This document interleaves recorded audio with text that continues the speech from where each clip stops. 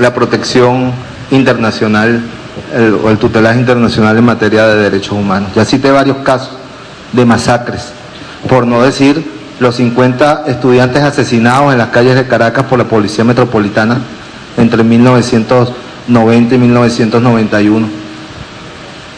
Y nunca hubo respuesta, ni atención, ni medidas cautelares contra jóvenes liceístas, contra escolares, contra universitarios que eran masacrados impunemente. Ni hubo medidas cautelares ni de protección contra los campesinos de Yumare, que fueron brutalmente reprimidos en la década de los 90 por la Guardia Nacional de entonces. Ni hubo medidas cautelares ni de protección internacional contra los trabajadores de Sidoro de Guayana cuando fueron asaltados por los comandos de la Dirección de los Servicios de Inteligencia y Prevención.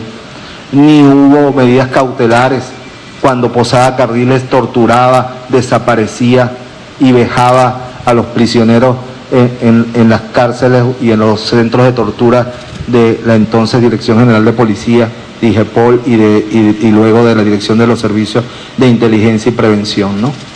De manera que nosotros, como lo decía además, nosotros somos miembros, además somos miembros ahorita del Consejo de Derechos Humanos de Naciones Unidas.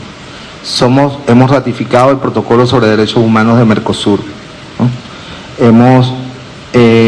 Estamos trabajando por constituir en el seno de UNASUR un sistema de protección de los derechos humanos de la Unión de Naciones de la Unión de Naciones Suramericanas.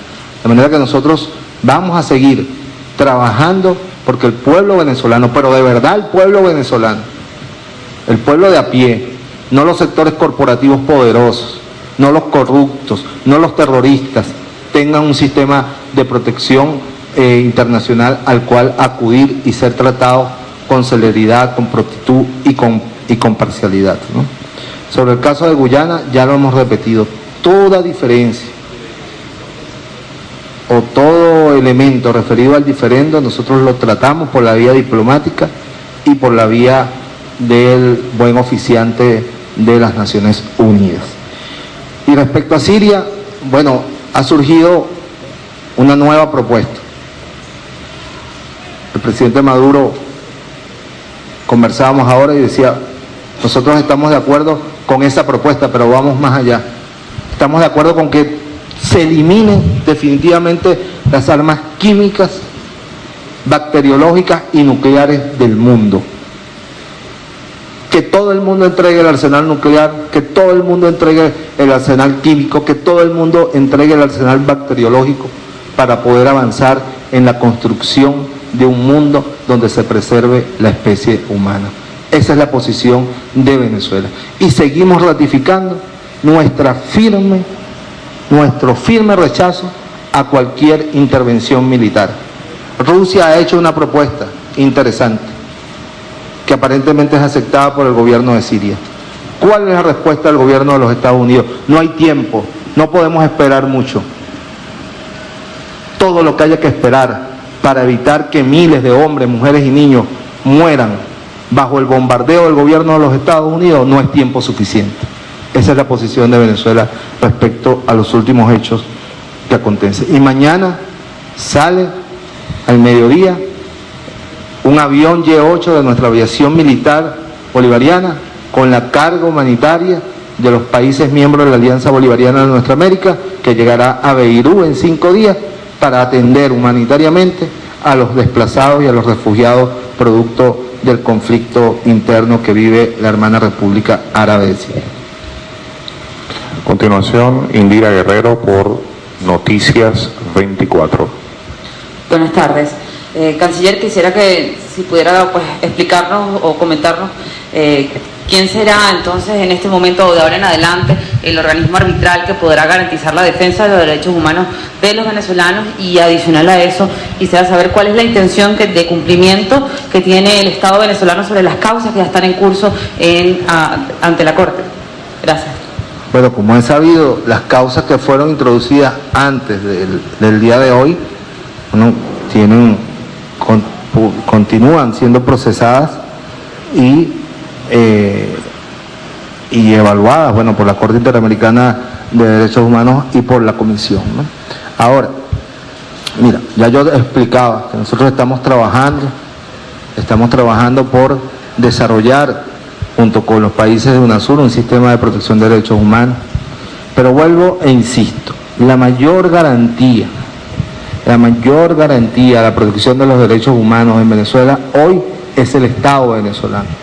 Hace 14 años el Estado venezolano era el promotor de la violación sistemática de los derechos humanos. Y lo hemos demostrado a lo largo de estos 14 años, actuando contra funcionarios civiles y militares. Antes que incluso cualquier investigación judicial, el jefe de Estado, los ministros del Interior, los altos jefes policiales han puesto a la orden de la justicia a los funcionarios que incurren en violación de derechos humanos. Por primera vez en Venezuela se castiga a funcionarios policiales que en uso arbitrario de sus funciones cometió violaciones de derechos humanos contra manifestantes, como fue el caso del 11 de abril, ¿no? Por cierto, proclamados o autoproclamados perseguidos políticos y héroes de la oposición venezolana.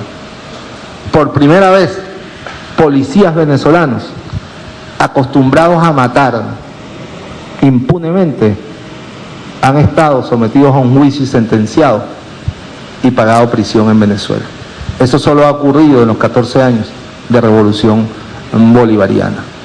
No hay ningún caso relevante ahorita ante la Corte Interamericana de Derechos Humanos de ciudadanos venezolanos de a pie y comunes que acudan a este sistema interamericano, porque saben que pueden acudir a las instituciones venezolanas, porque saben que han sido protegidos, porque saben que hay castigo contra los abusos policiales y militares cuando estos se han cometido por parte del propio jefe de Estado, para entonces comandante Hugo Chávez, y ahora el presidente Nicolás Maduro.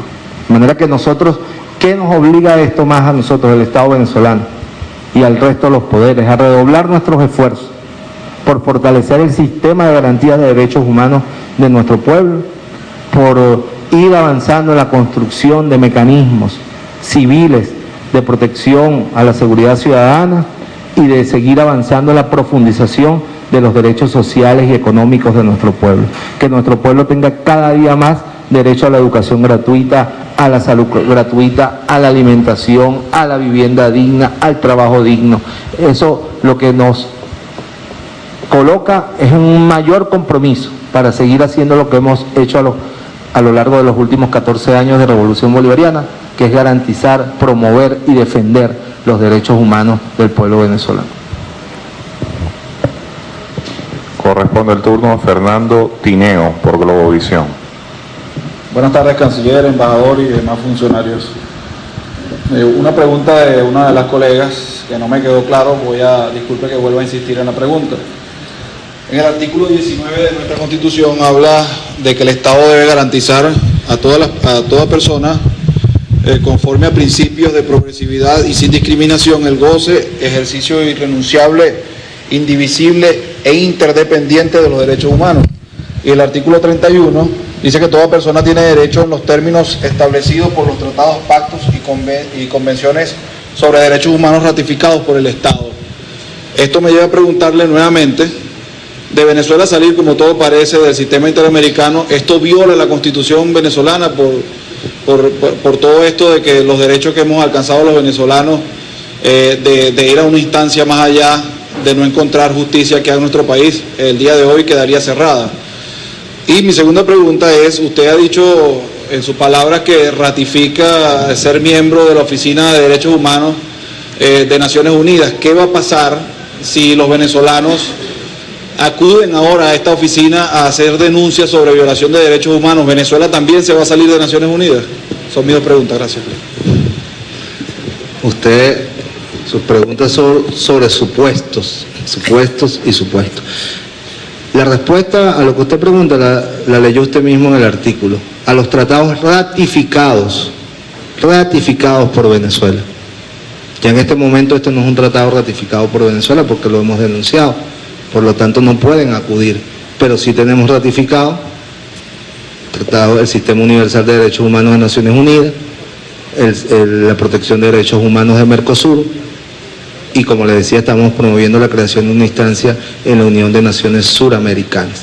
No es que la Constitución es taxativa, los ciudadanos pueden apelar a los convenios ratificados por la República. Al no ser ratificados, en este caso, la Corte Interamericana, el Sistema Interamericano, no podrán acudir a pero podrán acudir a Mercosur, pero el artículo anterior que usted leyó es la clave del asunto. Un país tiene que lograr que sus ciudadanos encuentren la protección de los derechos humanos en su propio país y por su propio Estado. Y eso es lo que nosotros estamos empeñados en hacer. Revise cuántos casos de ciudadanos particulares están ahorita en la Corte Interamericana de Derechos Humanos. La mayoría de los casos están referidos a actores políticos, a terroristas y a corruptos venezolanos, ¿no? Y además de eso, la población venezolana vivió durante 40 años desprovista de ser escuchada y de ser atendida en esas instancias. Como ya le refería, miles de casos. Tirados de helicópteros, no tuvieron Corte Interamericana, ni Comisión Interamericana de Derechos Humanos, torturados, desaparecidos, ¿no? Estudiantes masacrados en las calles, asesinados como conejos por la Policía Metropolitana. Ninguno de ellos tuvo acceso a instancias internacionales para su protección. Durante los 14 años de Revolución Bolivariana no ha habido ni torturados, ni desaparecidos, ni gente lanzada de helicópteros, ni ajusticiados políticos, ni